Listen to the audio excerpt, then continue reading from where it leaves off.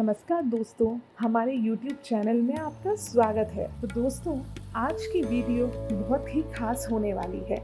आज की वीडियो गौ माता से रिलेटेड है, यानी गाय से रिलेटेड है। इस वीडियो में हम जानेंगे कि हमें गौ माता की सेवा किस प्रकार करनी चाहिए, क्या हमारे भाव होने चाहिए वो सेवा को करते हुए, और हमें गौ माता की सेवा करने से क्या क्या फल मिल सकता है। तो वीडियो शुरू करने से पहले अगर अभी तक हमारे चैनल को आपने सब्सक्राइब नहीं किया है तो जल्दी से इसे सब्सक्राइब कर लीजिए ताकि आपको आगे भी नोटिफिकेशंस मिलती रहें। गाय एक चलता फिरता तीर्थ कहलाता है।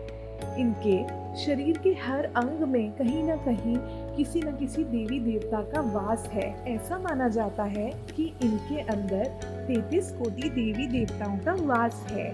इसीलिए गाय को गौ माता माना जाता है। इनकी सेवा किसी भी मनुष्य के जीवन के लिए बहुत ही अति उत्तम, फलदायक और लाभकारी सिद्ध हो सकती है। कोई भी जीव जंतु, पक्षी, पौधा हो, उसके प्रति किया हुआ कोई भी सेवा भाव से काम, कोई भी उसके लिए की गई सेवा व्यर्थ नहीं जाती है। इसी तरीके से जब हम गौ माता की सेवा करते हैं तो वह भी हमें जीवन में अद्भुत चमत्कारी परिणाम देती है। गौ माता को ज्योतिष शास्त्र में शुक्र ग्रह से रिप्रेजेंट किया जाता है। शुक्र ग्रह हमारे जीवन में लग्जरी, ऐश्वर्य भरी जिंदगी, सुंदरता, प्यार, इन सब चीजों को दर्शाता है।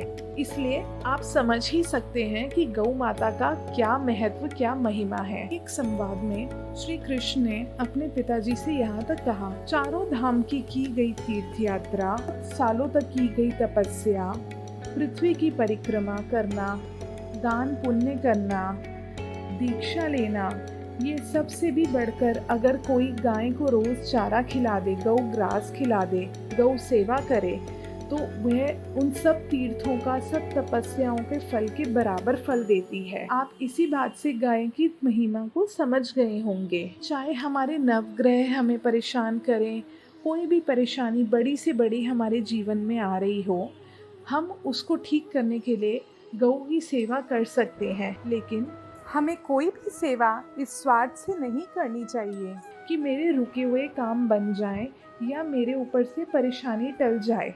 हमें जो भी करना है अपने जीवन में कर्म, उसे सेवा भाव और श्रद्धा के साथ ही करना चाहिए।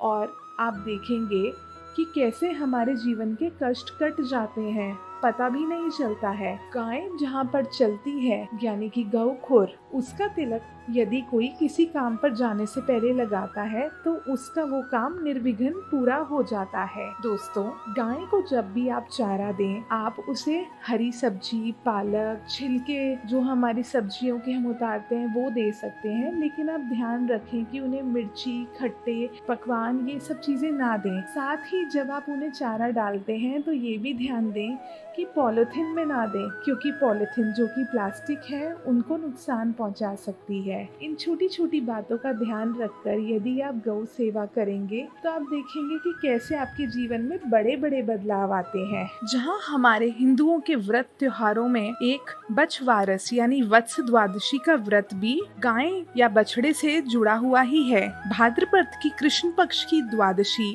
बछवारस के रूप में मनाई जाती है। इस दिन स्त्रियां मूंग, मोट, बाजरा अंकुरित करके मध्याह्न के समय बछड़े को खिलाती हैं। इस व्रत को भी संतान के लिए रखा जाता है। इस व्रत से जुड़ी कथा हमने अपने YouTube चैनल पर आप लोगों के लिए अपलोड की हुई है। आप चाहें तो उसको देखकर इस कथा के बारे में भी जान सकते हैं। जब हम बात कर रहे हैं गौ माता की महिमा की, तो हम ये कैसे भूल सकते हैं कि समुद्र मंथन के समय भी गाय यानी कि कामधेनु गाय प्रकट हुई थी, जो न केवल मनोकामनाओं को पूरी करने वाली बल्कि चमत्कारी लाभ देने वाली भी हैं।